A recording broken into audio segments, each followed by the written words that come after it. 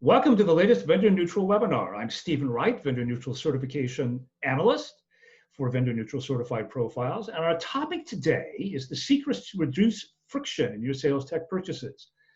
Mick Jagger once said, you can't always get what you want. Truer words have never been said. But that includes when you're making a sales tech purchase. While a piece of sales tech may be part of your dream tech stack, it may not be what you need. Joining me today is Mike Simmons, CEO and founder of Catalyst Sales, and we'll hear more about him in a minute, and we'll be digging in on how to find and leverage the intersection between technology, organization, process, and methodologies to get the most out of your investments. Mike, tell us a little bit about yourself. Stephen, it's great to be with you today. Thanks for having me. My background is in sales, some time both in direct sales, leading direct sales teams, leading indirect sales teams, spent some time as an individual contributor, also spent some time in implementation success roles. And before that, I was in an operations role. So I've got a combination of both operations experience, direct and indirect sales experience, and sales leadership experience.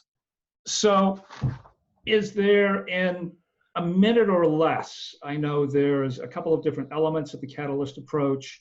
Can you talk about a couple of those elements in terms of some of the framework or all of that, just to give a little more understanding of what you do and where you really go with it? Yeah, it's really about revenue operations. And as I define that, it's looking at things from the perspective of the customer, understanding them both at an individual level, role perspective, and organization perspective. Understanding your business, how you approach things from a business perspective, and understanding how you execute as an individual sales rep. You have reps inside your organization who are executing on a daily basis. You have the organization who is executing on a daily basis, and you have your customers who are making a decision. If any of those three items are out of alignment, it creates friction in your organization. That friction creates risk. So thinking about that friction, one of the things that technology, sales technology or marketing technology or the CRM or anything that you've got, is looking at it in terms of how it can optimize success. How do you think sales technology fits into optimizing that revenue generation? Sales technology can be used to accelerate really good behavior, or it can be used to accelerate really bad behavior. And think about what happens inside LinkedIn today. How often do you accept a request from somebody in LinkedIn, and 20 minutes later, maybe 2 days later, you get a response from some bot that says, here's what we do and here's how we do it, and this is why we should be helping you. A request to network or request to connect now turns into a bad experience because someone's driving their own agenda. The same thing happens with sales technology inside organization.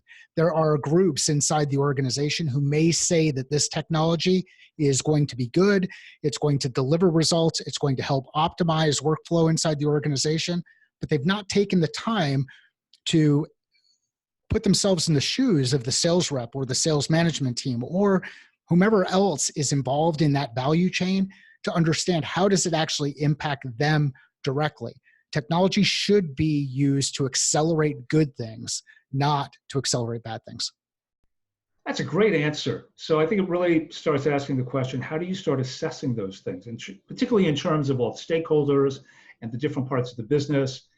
In my experience, I've always been amazed when I meet with a company and they've got a team assembled and I'm talking to them, but I first ask who's here. And if it's a sales-oriented team, I say, where's marketing? And I always get this kind of response where it's like, do we have to involve them? But I've also had the same meeting with marketing-focused teams from an organization, and I ask them, well, where's sales? And it's the same exact thing. Do they really need to be here? How do you try and break down some of those barriers? What's been your experience in working with companies? It's a challenge. And a lot of organizations continue to run in this challenge because we have our own agendas. Marketing has its own agenda. Sales has its own agenda. Ops has its own agenda. And if those agendas don't align with the general objectives of the organization, there's a misalignment that takes place inside the company, which again creates some of that friction that we were talking about before. So the approach to do this is more about taking an approach where you ask questions inside that operating environment with the head of marketing or the leadership within the marketing team, with the head of sales or the leadership in the sales organization. Sometimes those questions are going to be separate, but ask them, how does their counterpart on the other side of the aisle or the other side of the business think about these questions? How would they describe those questions? How would they describe the scenario? How would they describe the thing that's being delivered to the customer?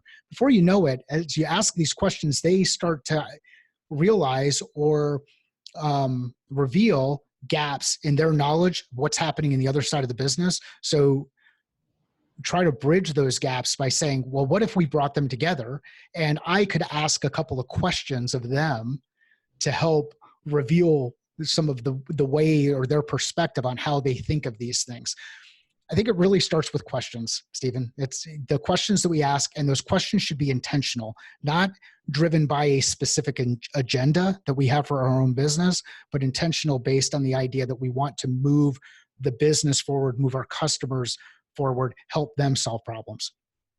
That's also true. Now, based on that, and one of the things I noticed when I've looked at some of your information is the customer journey is very important in the approach that you're putting forward. How can someone really figure out the impact that some of the technology may have? And related to that, we all know, both as individuals and as we look at the market, buyers are going a lot farther in their journey before they even want to talk to a salesperson.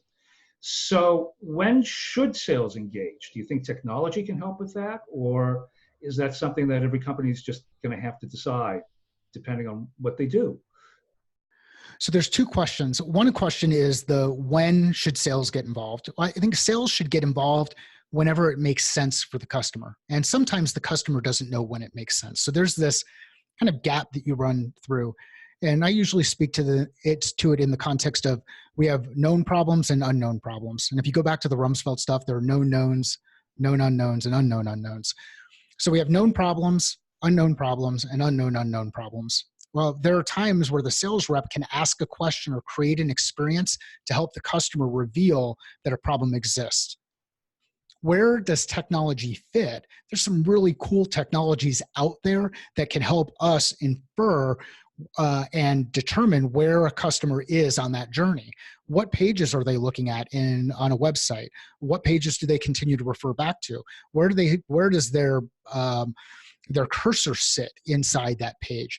What are they sharing? As we take advantage of some of the data that we capture, we can gather more insights about our customer base and meet the customer where they are.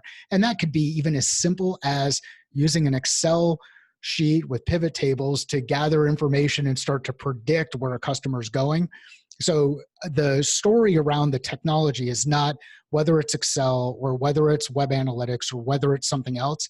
It's about making sure that you have technology that gives you insights to support your understanding of where the customer is, and then take those insights and engage the customer where they are.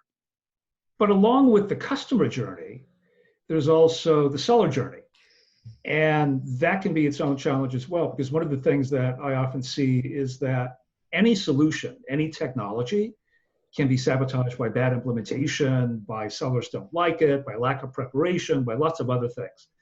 I mean, I started with Mick Jagger, and you can't always get what you want, but the other musical reference that occurs to me is Stephen Sondheim and Send in the Clowns, because maybe a lot of people know this, but maybe some don't. That's actually a reference to what happens in the circus when something goes wrong.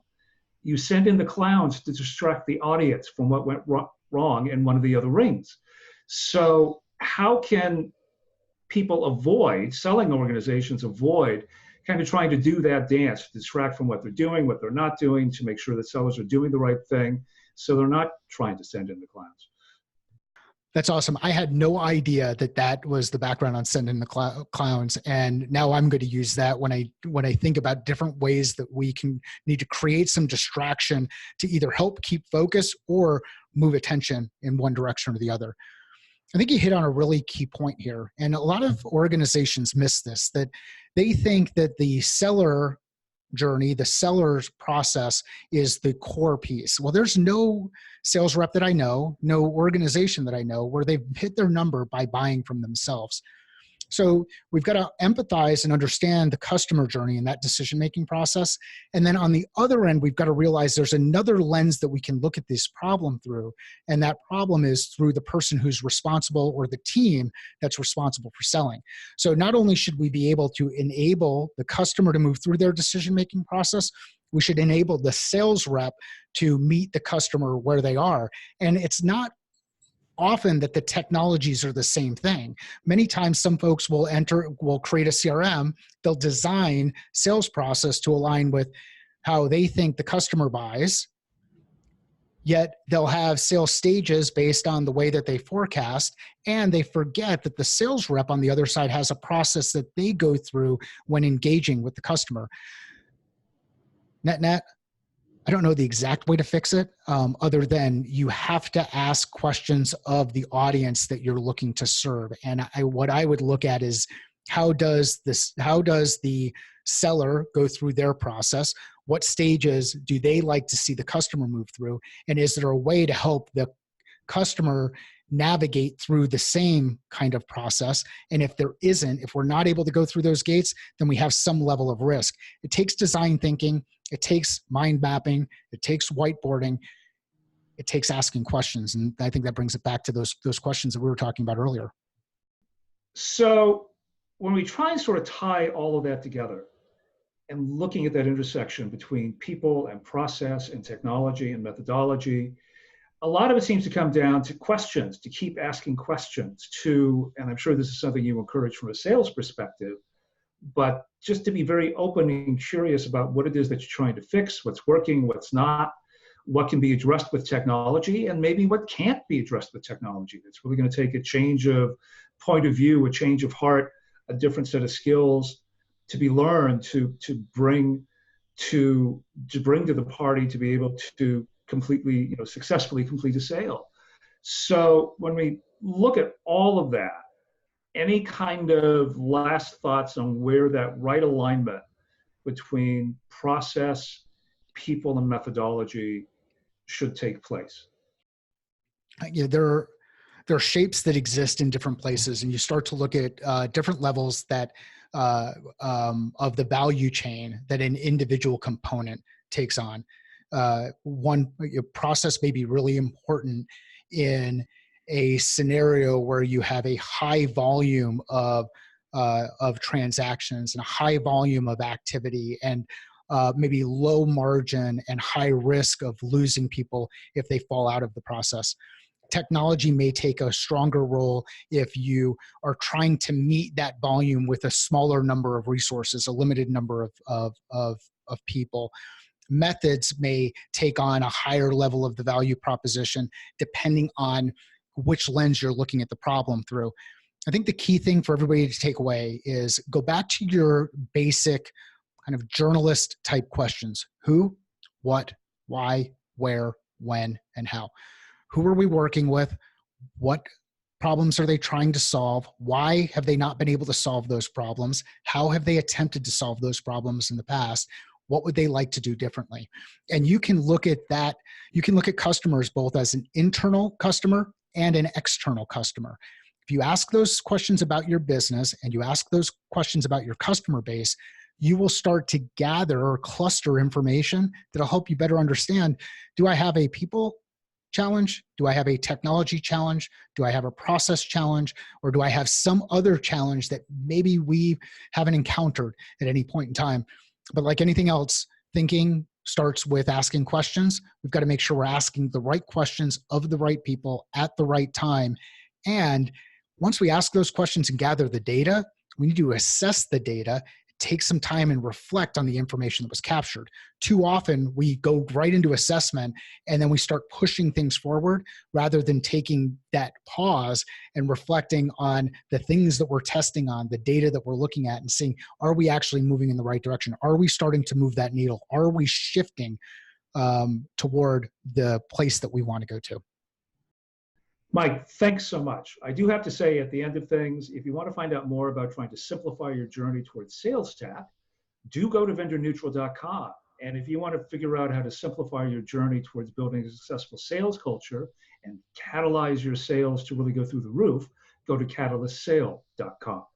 Thanks for joining us today. We look forward to talking again in the future.